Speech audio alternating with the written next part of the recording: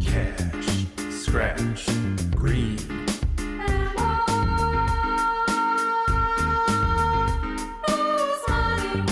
Benjamins, assets, income.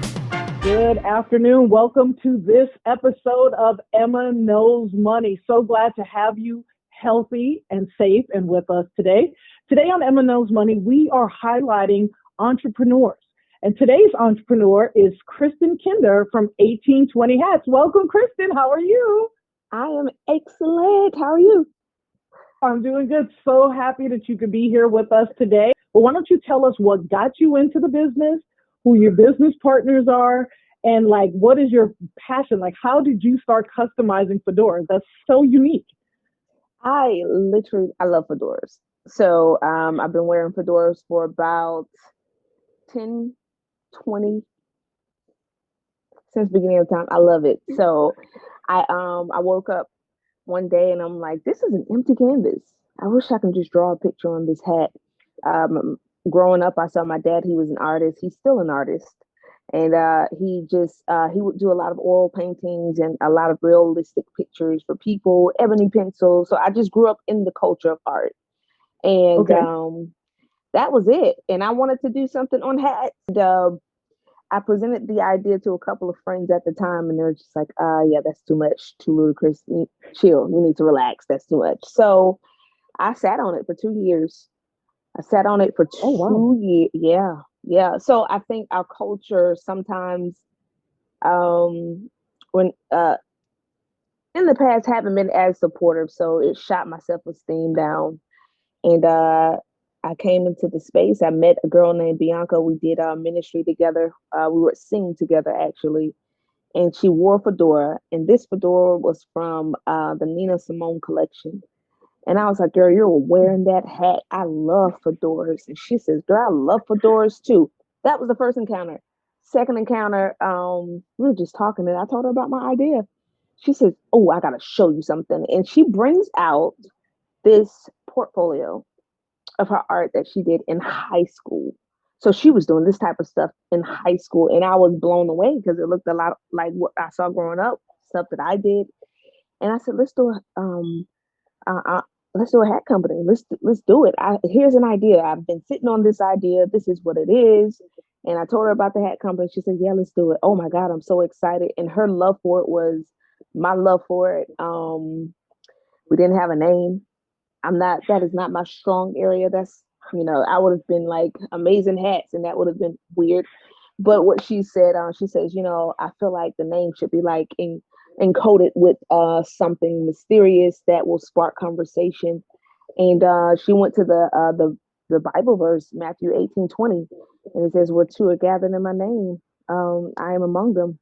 And we came up with this understanding that in agreement in our perfected places, God is here. I think we're better with one, but we're so massive in partnerships. We're so massive in alignment. So that's exactly what it's been. And she was that spark that I needed to think I had the idea, but until I met her, I didn't move on it. So even 1820 culture has been just something that has evolved from this. So the umbrella company is 1820 Lifestyle, and this do that yourself. But even with the hats that are seemingly the same, because we do have collections with different people that we partner with as well. And they said, hey, I want this style hat. What we do is we'll make the feathers different, or we'll make something about the ribbon different. Everything is unique. So yes, no, you won't find this in the stores.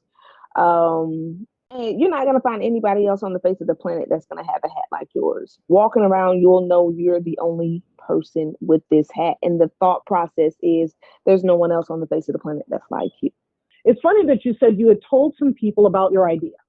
Mm-hmm. And when you told the people about your idea, you got shot down. And sometimes you can have a multi-billion-dollar idea, but if you're not talking to the right people, right, the idea never comes to fruition. So I want to say kudos to you, and this should be a learning for everyone out there. They say sometimes that in order to change your net worth, you have to change your network. Okay. Yes. And that's what you did.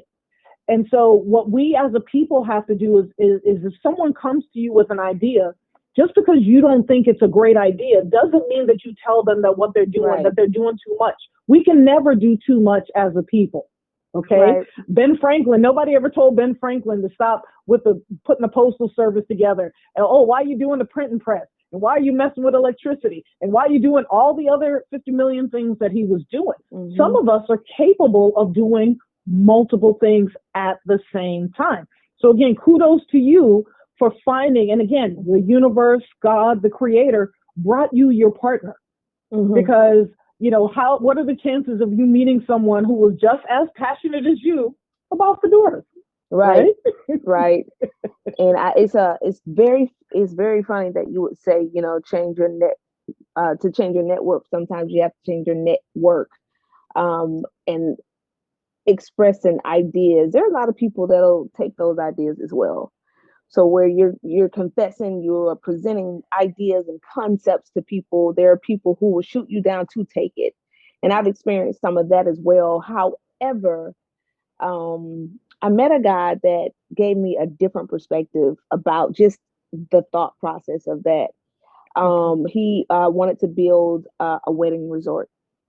So on this wedding resort, they had, certain features. And in the midst of him telling me he wanted to build this, we saw other resorts that were similar to what he was doing. And I'm like, oh my God, the idea is already taken. What are you going to do now? And he said, no, that just means I'm on the right track. That means there is a demand for what I'm doing. And that's great. Yes, that's a great resort, but it's nothing like what I'm about to do. And I said, yeah, because there's Kroger, there's Publix, there's Whole Foods. So here's this grand scheme of things where sometimes we'll shut ourselves down. Yep. Because there's something else out there. And I challenge anybody to keep going. We have, even outside of this, myself, so many things that we can do. And we've been told, do one thing. Be good at this one thing. Be known for this one thing. And you mentioned Benjamin, who was great at a lot. Why can't we be great at a lot? Who says and we some can't? of us, but not everybody is capable of it. And what happens is sometimes as business owners, we are talking to people who don't have the vision and who are not capable of seeing beyond where they are today. Mm-hmm. There are also some people who, because they are unable to think the thought that you thought, they're going to put it down. And so we as a people, we have to unlearn a lot of the things that we've been taught growing up, do that one thing, focus on that one thing and be good at it or be great at it. But again, we can be great at a lot of stuff. And I call it, dimming your shine to fit amongst a lot of other people. And, even for myself, I'll be 52 sometime this year. Even for myself, I had to realize that, if you have to, belittle yourself or smush yourself down or dim your shine in order to be in the company of certain people, then you don't necessarily need to be in the company of those people. True story. And I think it's our need, for me, my personal story, it was my need to feel, to be liked. I wanted people to like me, and I didn't want to seemingly be as if I was boastful or to seemingly feel as if I made other people feel less than. So I think dimming the light subconsciously, we don't know that's what we're doing. What we're doing is trying to accommodate people around us. Right. Especially if you're an empathetic person, empath is what they call it. You feel everything. Oh, that may be too much. But the truth of the matter is, the more you are the truth in yourself, in your being, in your purpose in life, it can be encouraging. Now, it's going to intimidate it. I'm not going to lie to you. When I met this one person in my life that was big, she had this huge personality. It made me feel inadequate in ways. But when I had to go back and look at that, it pushed me to look at myself to determine whether or not I was living my true, authentic life, to decide if her success or her light makes you feel any other way than in empowered, then you got to look in the mirror, Chris. What are you going to do with yourself? You owe it to yourself to live and be a light. So I'm with that. And that's my life's journey. So I can go on. I digress. Where did you grow up, Chris? Where did you grow up? I grew up in Americus, Georgia, small town down south. If you've ever heard of Albany, Georgia, Valdosta, Georgia, I'm in that area. Above south. Tifton, below Tifton, south. A little Tifton? above Tifton, above Tifton. Okay. Right below Macon. Okay, so is that middle Georgia or South Georgia? Southwest Georgia. Southwest Georgia. Now, in Americus, how many entrepreneurs, Black female entrepreneurs, did you grow up seeing? Well, my mom was an entrepreneur. Okay. She owned a daycare center. I watched her work for a larger company when we were smaller kids, and then she branched off with that company, started her own daycare facility. And to see her in that, I know that greatly impacted what I did. To see her walk away from what people would say stability. Right. So I firsthand, that was it. But overall, in that time, I'm a little bit older, but there weren't a lot. If you didn't have a hair salon or daycare, daycare center. And because those were my environment, where we were, there were kids and we needed to get our hair done. So that was our culture. And I think anybody that would step out and say, hey, well, let me supply those needs, even in that regard, that's courageous. You know what I mean? Mm-hmm. So I think the thought of it, the seed of it, is all I needed and what God knew I needed. So I just took it and ran with it.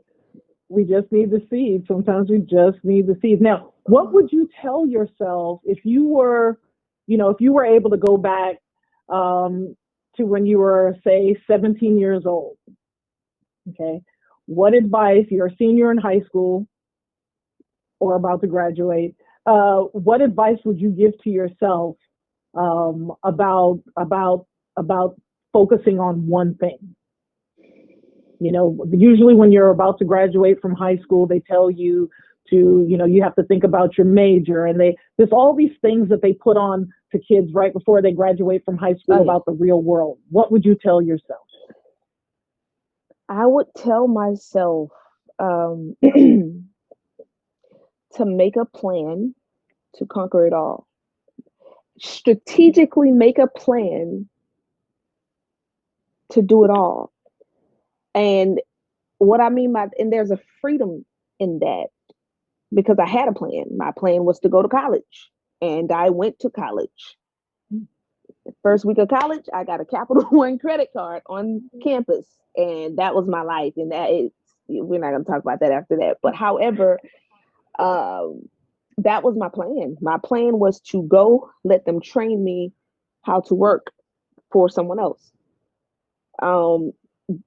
And I would say you can go get the education and train yourself how to work for yourself.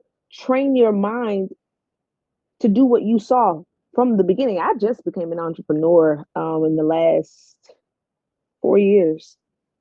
Okay. I've been working for corporate for a while. I've worked for retail, corporate for the most part is my background.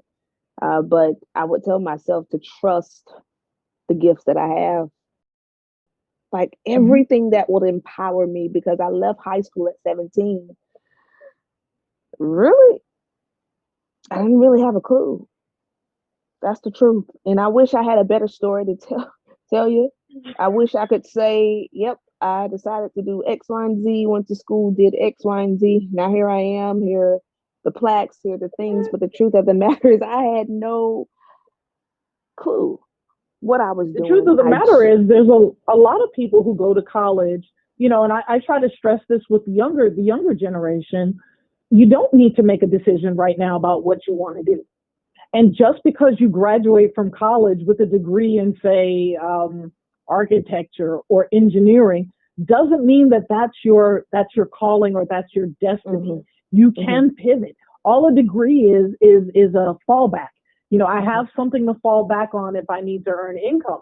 But one of the things that I like my viewers to focus on is it's okay to have a 9-to-5 job, but the 9-to-5 job is not going to make you a multimillionaire. It's just like athletics. We have the kids that go to college and scholarships, basketball, football, baseball, hockey, what have you.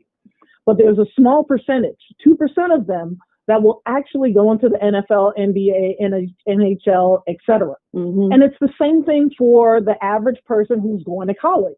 So if you have a dream about what you want your life to look like, you have to look at the job that working for corporate America as a stepping stone to help finance your bigger goal or your bigger dream. You can want to move up that corporate ladder. And if you're okay with, making a couple of $100,000 a year, being on the clock, not having a good personal life, things like that, that's fine. But one of the things I want people to know is if you're going to work hard for yourself. And I'll ask you, because I feel that, sometimes there's a misconception that entrepreneurship is easy. And that, once you're an entrepreneur, you get to make your own schedule and you get to do what you want. Do you think you're working as hard as you did in corporate America, harder than you did in corporate America, or is it easier than corporate America? Honey, listen. I work harder now because if I don't work, I don't eat. There is no let me say this. I work harder now because I realize that it takes a lot to lay the foundations. My thought process is to always create a system that will sustain itself so that I could go and build other things as well. And I built a couple of companies. Right. So this one, I realized how the groundwork, and the groundwork will always be a little bit harder. Do I have more freedom? I still have more. I can't even explain how this works, but I still have more freedom. I have the freedom to choose.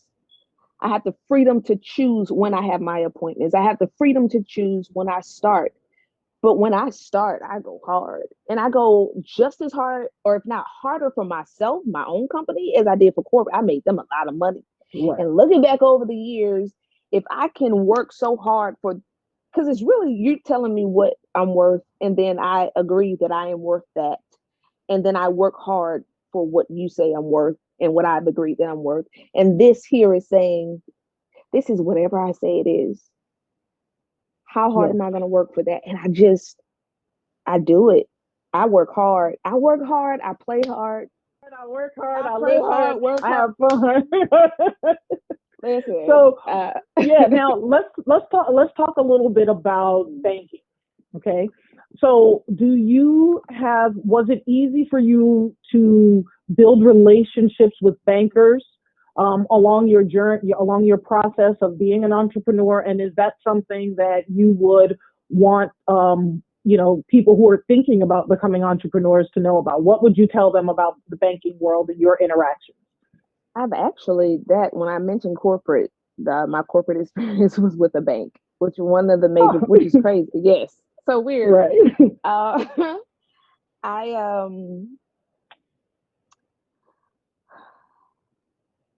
I be candid with you? I love banking. I think it can be a catch-22. So here, let me ask you this: is this something you're okay with us letting the world see? Yeah. Then let's be candid. Let's talk about the banking world and how the banking world impacts entrepreneurs of color. The banking world, truthfully, if they don't deem you sustainable, if they don't deem you even, I've seen it firsthand. So on the other hand, in corporate, I've seen banks deny Black businesses. I've seen banks deny Black homeowners.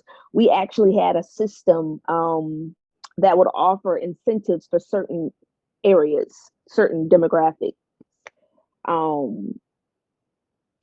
And I played a part in that. And truthfully, that is why I quit. I quit because I saw the injustice in the way they treated somebody at Greenwood versus the way they treated the branch in Buckhead. And for me, it was such an injustice. Even with the team, my team that I was a part of was predominantly Black, and we were scrutinized internally in the company as well. So it's not banking in general. It's different perspectives that I do have, and I think it's there's injustices all over. Yeah. Yeah, we've been encouraging people to bank Black. So like you, I'm a serial entrepreneur, and we have started to put our money with one of the national Black banks. We are looking at. We think that in order for us to get the loans, because banks, it's relationships. Yeah. Right. It's about relationships and who they're comfortable with. And sometimes we can have the best idea. They don't care about our circumstances. They don't care that we didn't get paid as much. They don't care we got 76 cents to the dollar. They don't care about those things. They're just looking at black and white numbers, not looking at where things should be on the scale and giving it to us from there. So to me, in order for us to get the loans and for entrepreneurs that come after us to be able to get loans, things like that, we have to start banking Black. And that's one of the things that I'm really pushing on everybody to look at how to join one of the national Black banks that is FDIC insured. And I love that. And also along with banking Black is we have to be educated on how it all works. We're talking about interest rates. We're talking about even how to sustain your business so that we're not constantly asking for more money. So that this money literally, creates revenue. You know what I mean? That's what we have it for. And I think even becoming an entrepreneur, that was one of the toughest things for me. I got the money. Okay, now what? And then last year I got the PPP. So now I need to make sure that I get the PPP and I pay my people, and it's within the guidelines of the forgiveness loan. And there's a lot of fine print and a lot of terminology, and I need help with that. A lot of moving parts. And that's one of the things that we're providing with Greenwood Financial Network. What we're essentially doing is providing a place for people that look like us to get the information that they need. So whether it's financial advice on how do I do a plan, or how do I start my budget? Or if, as an entrepreneur, we have attorneys, Roxanne Smithers, who has a note from my legal pad where she's giving entrepreneurs, telling them, like you said, you can go, don't tell your business idea to everyone. They have to sign a form first. What form is that? She tells you what form that is. She talks about, getting into business with family members. How do you do business divorces? Because when you have a business relationship, breaking it apart is just like breaking apart a marriage. It's just as difficult, and it can be just as nasty. So we are providing a space for people that look like us to get information, be able to regurgitate, to consume the information, go do their own due diligence, and then take action. So it's not going to be what's happening on Wall Street or anything like that. That information will digest it, things that are happening in Washington. And then, hey, here's how you become proactive as opposed to reactive. As a people, we're very reactive to things that happen in the financial world, and we're usually caught flat-footed. So I want to thank you so much for being with me today. Did you have one more thing you wanted to add? No, I think that's awesome. And I'd like to talk offline. Oh, we will. Can you tell everyone how to reach out to, tell them your website, what your Instagram is, how can they follow the customized fedoras? So we are 1820 Hats and try to keep it across the board consistent. We're 1820 Hats on Instagram. We're 1820 Hats on Facebook. We are also www.1820hats.com for the website. So definitely look forward to new releases for the spring. We are so excited for April 1st. Stay tuned. Well, thank you for joining us on Emma Knows Money. Kristen Kinder, 1820 Hats. Thank you. Take care. Thank you. Cash, scratch, green.